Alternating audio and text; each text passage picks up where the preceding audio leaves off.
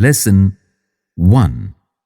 What, where, how, and when.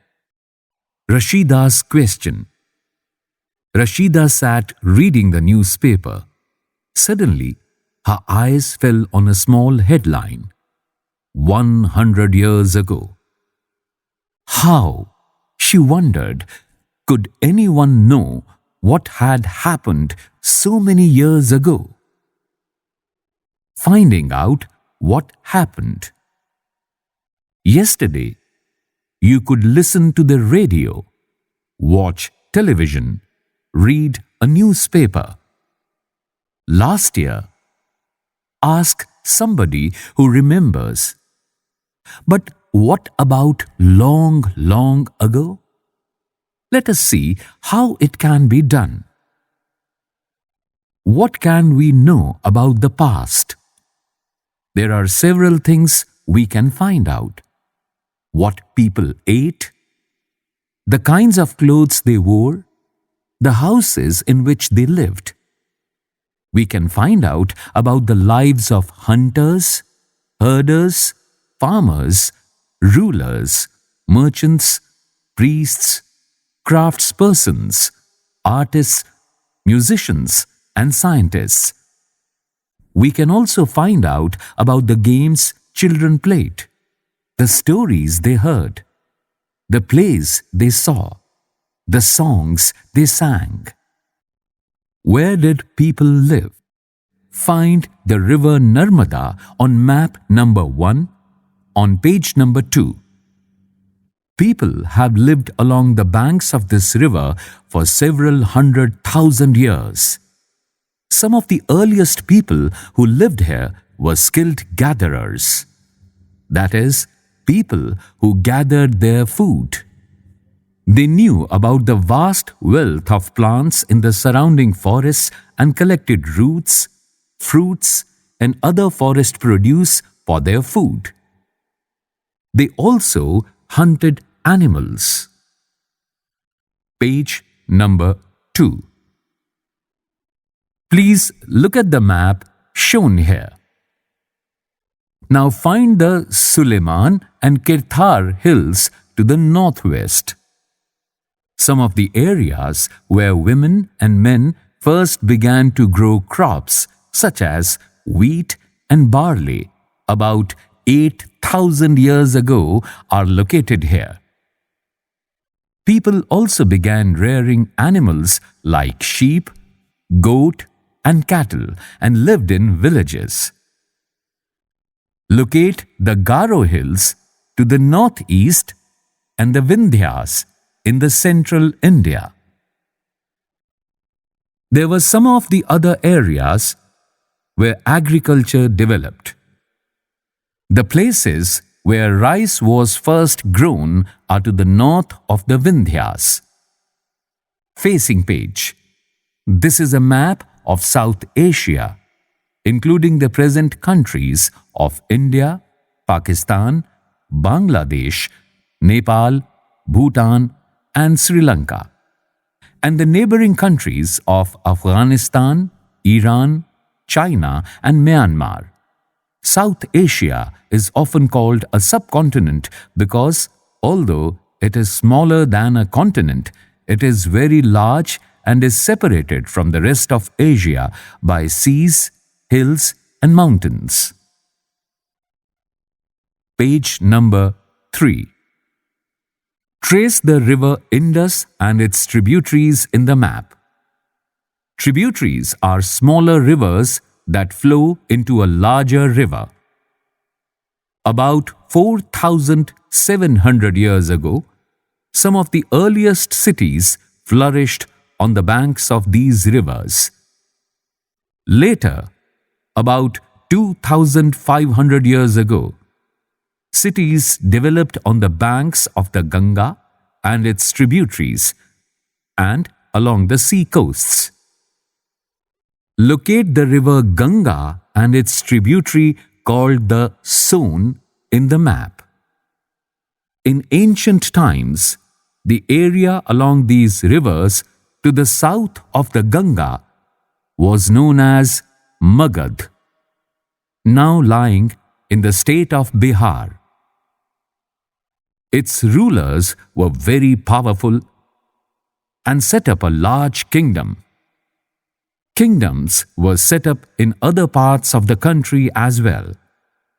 Throughout, people travelled from one part of the subcontinent to another.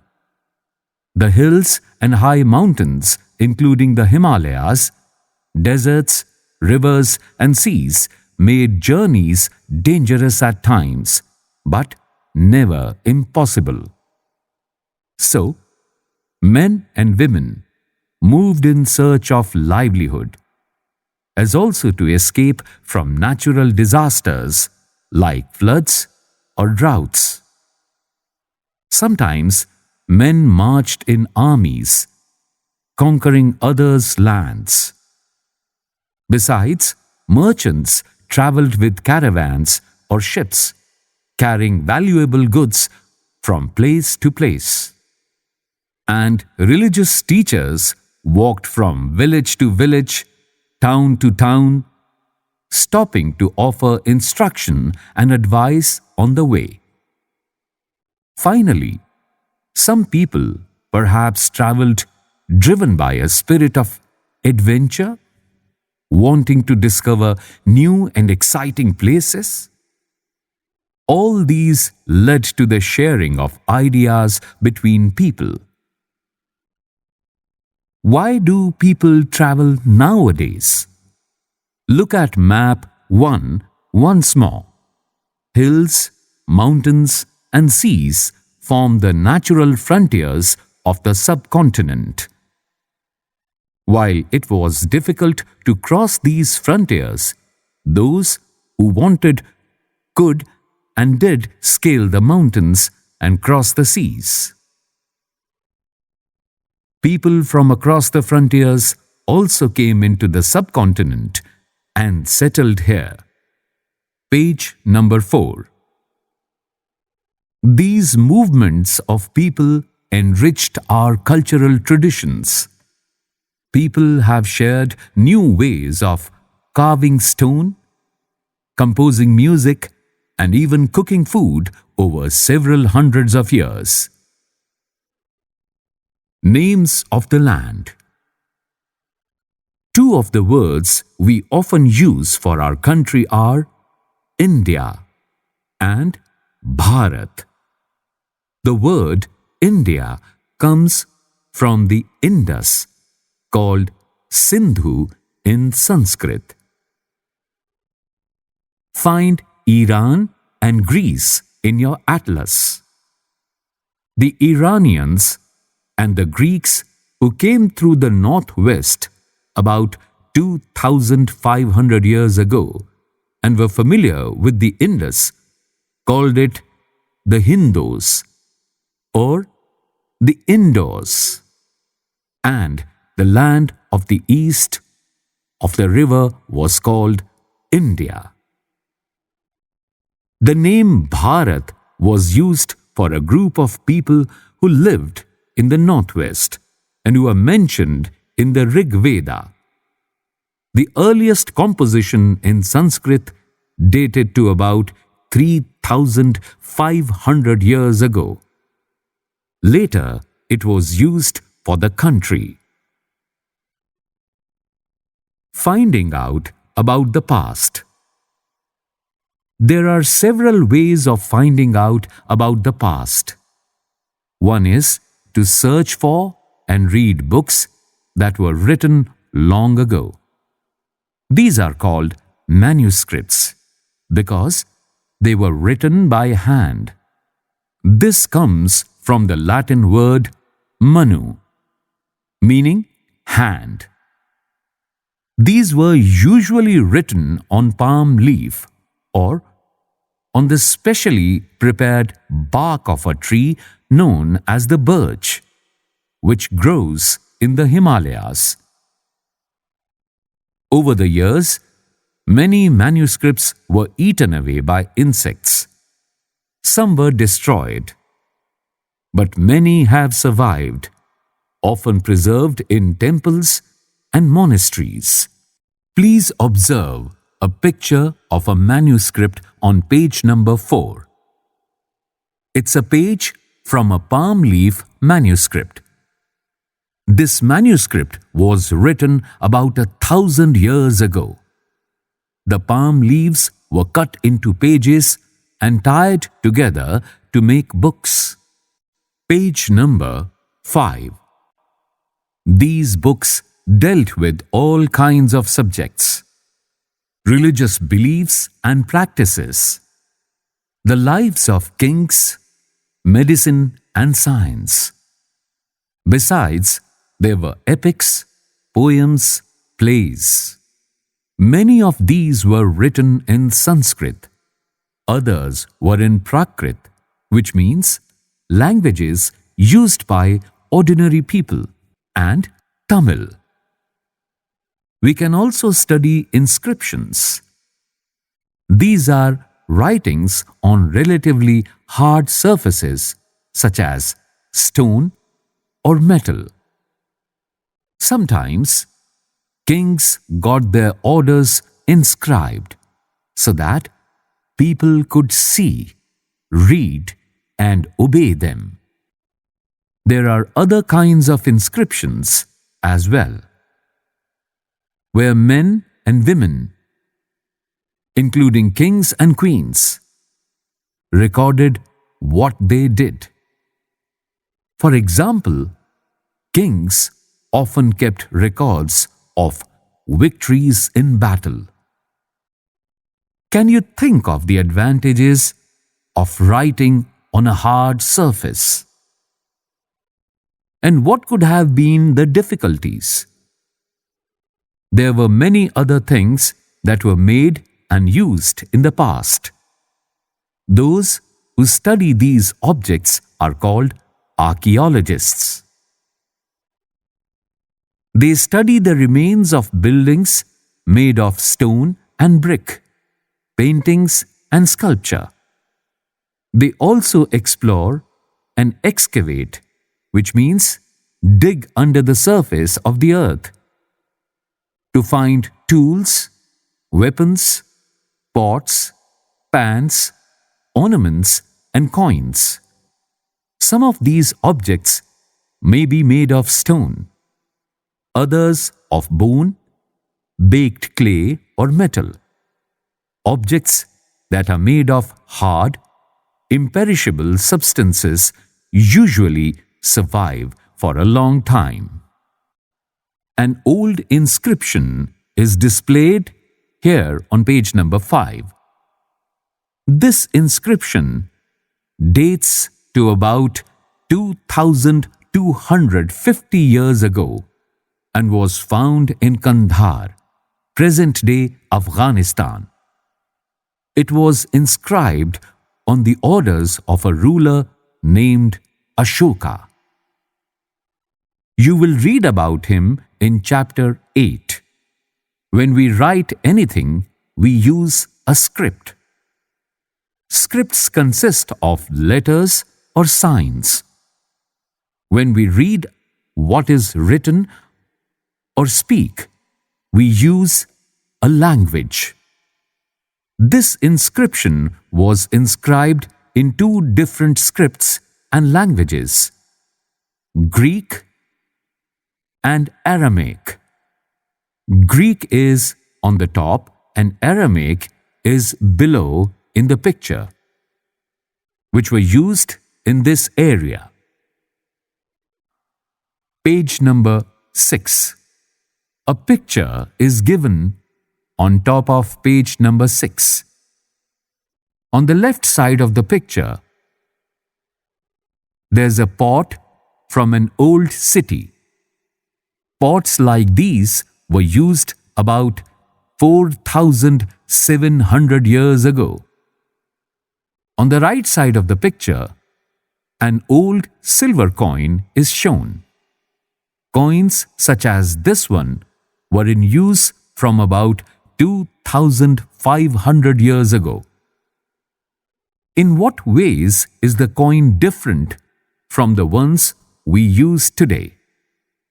Archaeologists also look for bones of animals, birds, and fish to find out what people ate in the past. Plant remains survive far more rarely. If seeds of grain or pieces of wood have been burnt, they survive in a charred form. Do you think cloth is found frequently by archaeologists?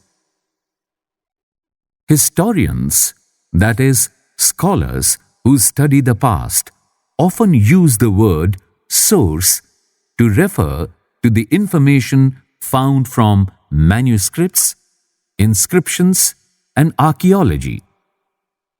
Once sources are found, learning about the past becomes an adventure. As we reconstruct it bit by bit. So, historians and archaeologists are like detectives who use all these sources like clues to find out about our pasts. One past or many? Did you notice the title of this book? Our pasts. We have used the word pasts in plural to draw attention to the fact that the past was different for different groups of people. For example, the lives of herders or farmers were different from those of kings and queens. The lives of merchants were different from those of craftspersons, and so on. Also, as is true even today, people followed different practices and customs in different parts of the country. Page number 7. For example, today, most people living in the Andaman Islands get their own food by fishing, hunting, and collecting forest produce. By contrast, most people living in cities depend on others for supplies of food. Differences such as these existed in the past as well. Besides, there's another kind of difference. We know a great deal about kings and the battles they fought because they kept records of their victories. Generally, ordinary people such as hunters, fishing folk, gatherers, farmers, or herders did not keep records of what they did. While archaeology helps us to find out about their lives, there's much that remains unknown. What do dates mean? If somebody asks you the date, you will probably mention the day, month, and year. 2000 and something.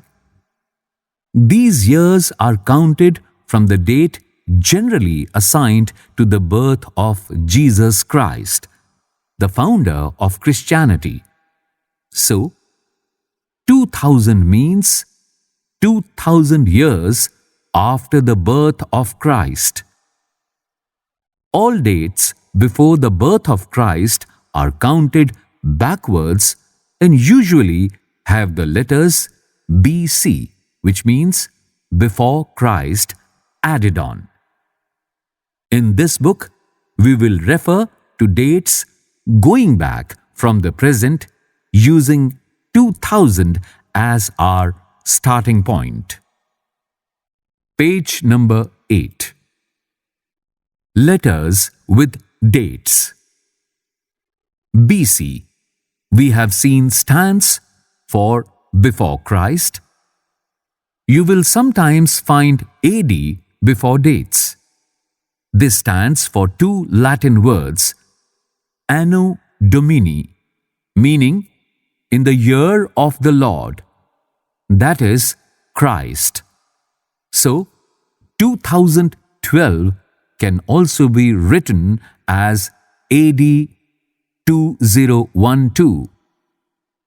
Sometimes CE is used instead of AD and BCE instead of BC. The letters CE stand for Common Era and BCE for Before Common Era. We use these terms because the Christian era is now used in most countries of the world. In India, we began using this form of dating from about 200 years ago. And sometimes the letters BP meaning before present are used. Find two dates mentioned on page number 3. Which set of letters would you use for them? Elsewhere, we have seen that inscriptions are inscribed on hard surfaces. Many of these were inscribed several hundreds of years ago. All inscriptions contain both scripts and languages. Languages which were used as well as scripts have changed over time. So, how do scholars understand what was inscribed? This can be done through a process known as decipherment. On page number 8, a picture is shown consisting of various inscriptions. Page number 9. One of the most famous stories of decipherment comes from Egypt, a country in North Africa, where there were kings and queens about 5,000 years ago. Rosetta is a town on the north coast of Egypt, and here an inscribed stone was found which contained inscriptions in 3 different languages and scripts: Greek and 2 forms of Egyptian. Scholars who could read Greek figured out that the names of kings and queens were enclosed in a little frame called cartouche. They then placed the Greek and the Egyptian signs side by side and identified the sounds for which the Egyptian letters stood. As you can see, a lion stood for L and a bird for A. Once they knew what the letters stood for, they could read other inscriptions as well. Imagine you have to interview an archaeologist. Prepare a list of 5 questions that you would like to ask him or her.